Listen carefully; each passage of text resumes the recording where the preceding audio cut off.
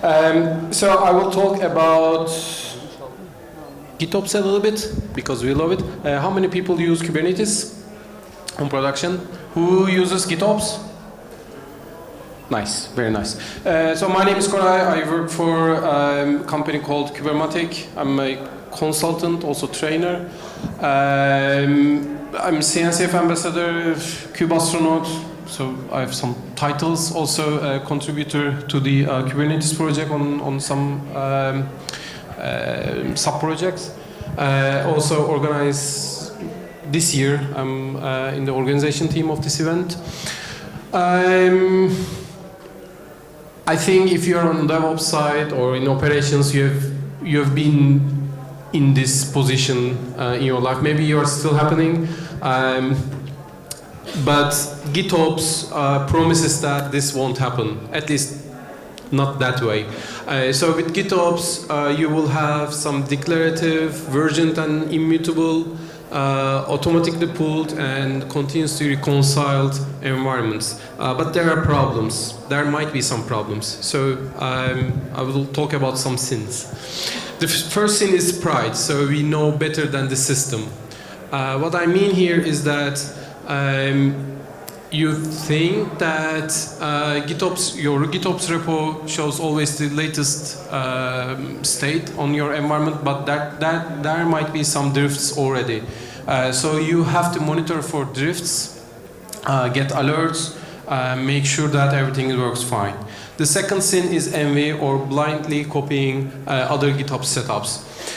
Every company, every organization has their own size, own way of working. So because someone else uses GitOps, do not just copy everything from their environment, and because it could be over-engineering, it could be, they could be doing things different than yours. You just start simple on your environment, and then you can do your own over-engineering on your own later. The third sin is sloth, or ignoring the reconciliation errors. Maybe you don't have the pride, you monitor it, but then you should not be lazy. You should act on the alerts that you get from the monitoring system. If you have alerts, if you have some drifts, act on it, fix it, and do not assume that things will be okay this way. So monitoring is, of course, or observability is important, but you have to work with it. Fourth sin is wrath, or blaming angry to GitOps. We all know that change, people are resistant to changes, to new things. If you are implementing GitOps newly in your organization, people would start blaming the GitOps environment, Argo CD Flux or whatever you are using for the problems. Make sure that they are trained well, explain them how this works, and they don't be angry with the tools. Last, I think this is a sin for everything, not only for GitOps, but you need to check for the latest stuff, of course, but you need to be a little bit careful about it. For example, there was a Crow talk downstairs. It's a promising product, but it's in alpha stage. It's not ready for production yet.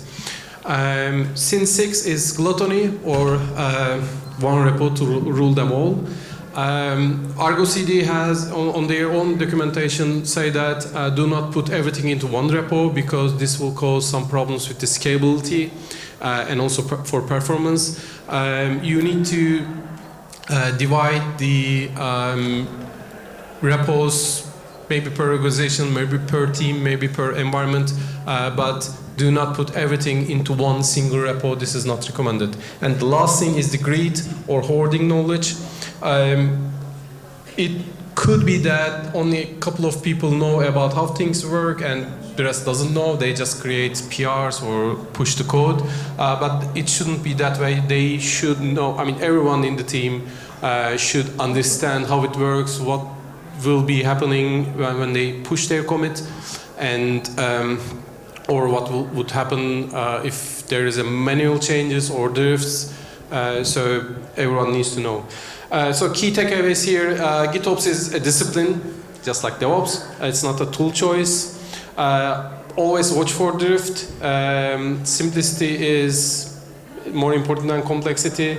Don't blindly follow and act on everything. Thank you very much. Also kudos to Jansu. We had this talk together. It was a longer one, so I removed her slides and make it my own. Yeah, that was it for today. So back to my